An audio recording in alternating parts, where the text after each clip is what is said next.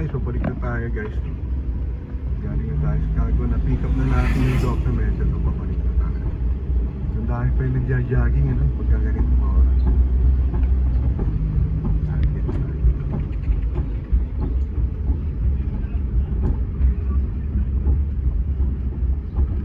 So ito pa yung ano, Gensan. Ito pa yung area ng airport.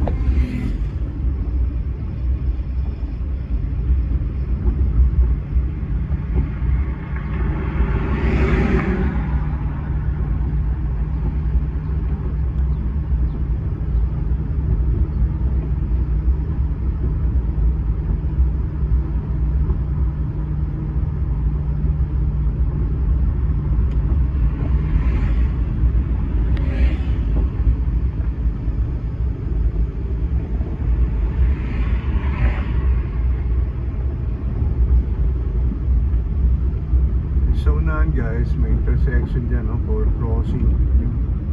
Going to the right is papunta nga niyan Kalumpang, no, Fatima, Gensan Peaceport kung kakanan ka dyan. Pero papunta tayong Napupong highway, Maharlika, diretso tayo.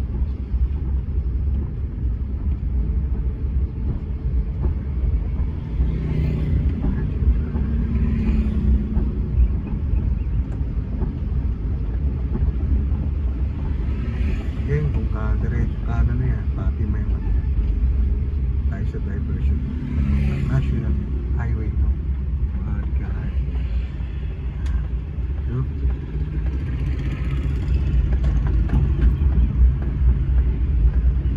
Kumusta po kayo mga journey? Thank you for always dropping by to my channel. Bago lang sa aking channel, be sure to subscribe, turn on the notification bell para palagi kayong nakakasama, no, sa mga journey ko at pagbiyahe ko sa mga explore natin dito sa Mindanao, para sakaling hindi pa kayo nakakarating o nakakapunta dito sa Mindanao, parang nakapunta na rin kayo sa pamamagitan ng panonood ng mga video. Ikot tayo ng Mindanao guys, Davao, Cotabato, Zamboanga, kaya manatili nakasubaybay sa channel natin. Mahal pa naman ang pamasahe, so kahit di na kayo pumunta rito, ako na magpapasyal sa inyo dito sa Mindanao. Mindanao. Ito naman nandito tayo sa General Santos City, na kung saan kilala bilang tuna capital of the Philippines, and also home of the champions, no? Sino ba yung mga champion yan? Of course, ang ating pambansang kamao, si Senador Manny Pacquiao. Nandyan din si Shubi ba yun? Shubi, no? Sabi yung Shubi na Tumisikat ngayon, taga ano yan, taga-liga yan. Yan. Oh, Casey Tandigan, ano to, taga Jensa Bessie, Casey Tandigan. Of course, no, ang unang-unang nakilalang champion from Jensan, doon ay tinatawag na The Jangas. Wala iba, kundi si Fatboy, no? Si Rolando Fatboy Navarrete. Yan, the Fatboy from The Jangas. Kaya itong Jensan ay tinagurian home of the champions.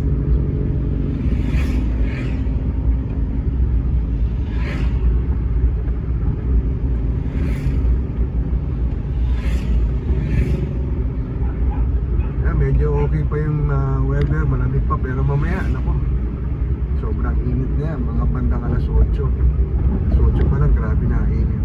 Well, no wonder dahil summer ngayon, bakasyon, talagang nag-init, maabot po hanggang 42 degrees ang init, ang temperature ng init.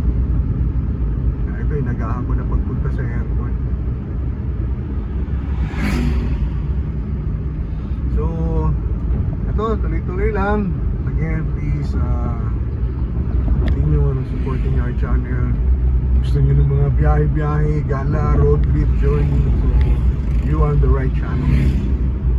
Nandito na lang muna guys. May gagawin pa kayo. Salamat sa panonood. Thank you.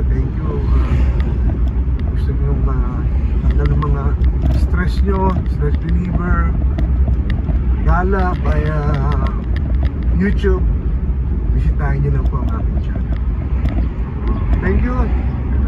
Dire-diretso na tayo nito. God bless. Ingat palagi sa biyahe. Always remember, naghihintay ang ating mga mahal sa buhay sa bahay. At magaling magdasal bago umalis ng garahe. No, tayo biyahe, no, bago mag-drive, magdasal po muna tayo, humingi ng gabay, humingi ng traveling mercy mula sa ating Panginoon. So, thank you so much. God bless.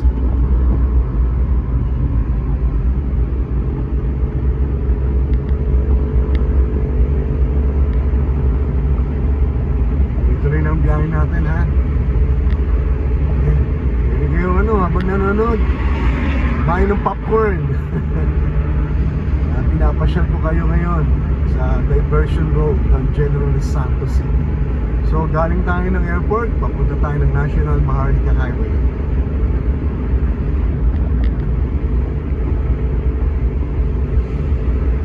Next week mabiyahe tayo ng Sarangani guys. So tabayan din yan. Of course, mabiyahe rin tayo ng Davao del Sur. Mabiyahe rin tayo sa Kidapawan, Cotabato. Mitsayap, Cotabato. Biyahe rin tayo dyan.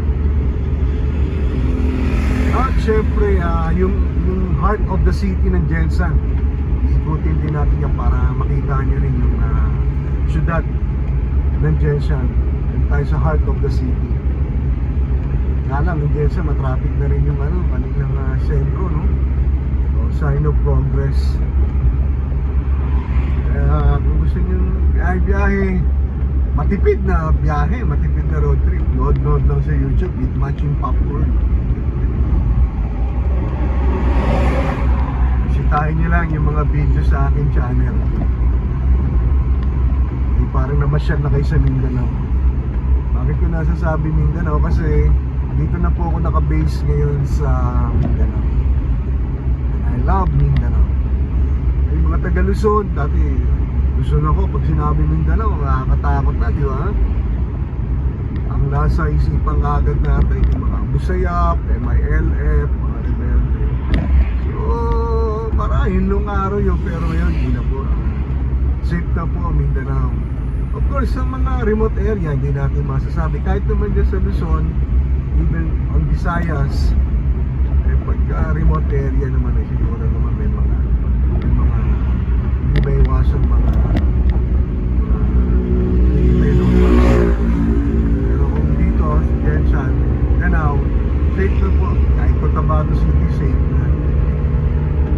Tanggalin na natin sa isipan natin na pag sinabing Mindanao magulo. Ito na po ako na base ngayon dahil napagod na rin ako sa Manila, sa traffic, no? Dahil congested traffic, palagi nag-ahabol ng oras sa akin lang yan pero kung sa inyo okay naman kayo dyan, stay lang po kayo dyan. Dito na ako na mag-i-retiro sa Mindanao Manila, alis ako, madilim pa. Uuwi ako, madilim na rin. Dahil sa traffic. Kahit malapit lang ang pupunta ako, oras pa rin ang bibilangin bago pa makarating sa destination. Dito kaluwag dito guys, sa mga journey natin, mga road trip natin. Tsaka ang laki na ng improvement ng daan. So makita nyo kung na nag-umpisa tayo, konkreto yung daan, yung road, no? Yung pavement, konkreto, no? Ganda na. Sa Cotabato may mga ilang portion na may mga rough road, may mga lupak-lupak pa rin.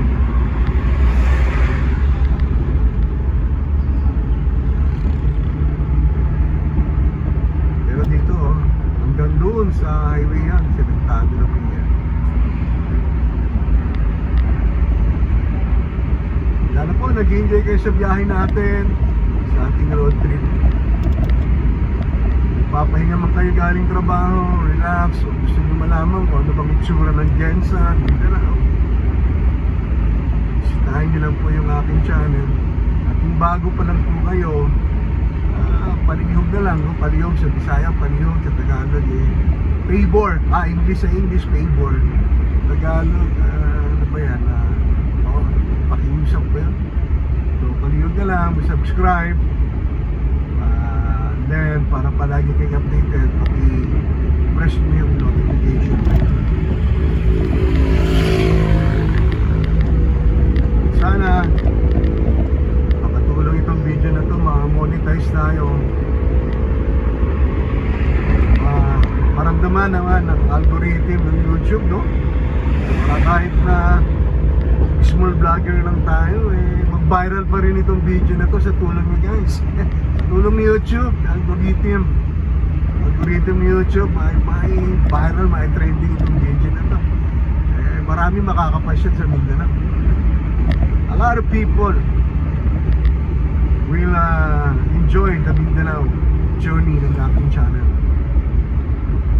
Hopefully magkaroon tayo ng biyahe sa Visayas, may share ko rin sa inyo yung aking road trip.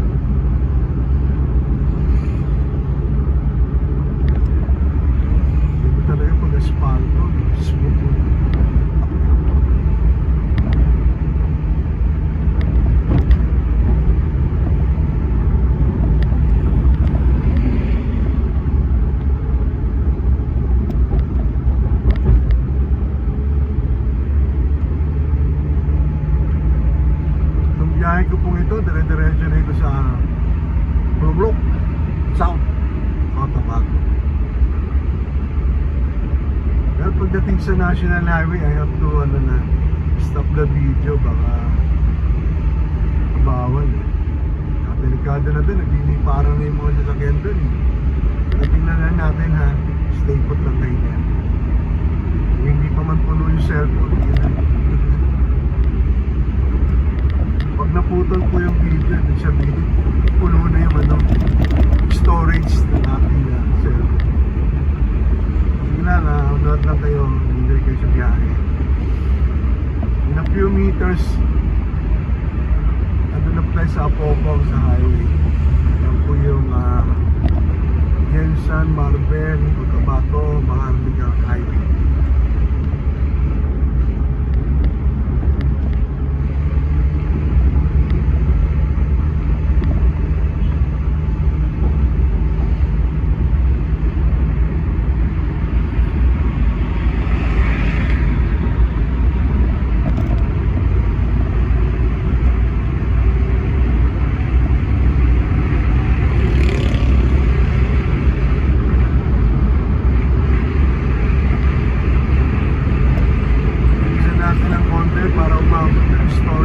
cellphone ko.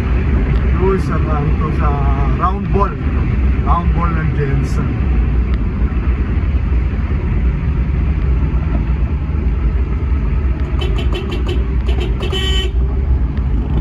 Ito na, kamuti na po sa kabila natin, no?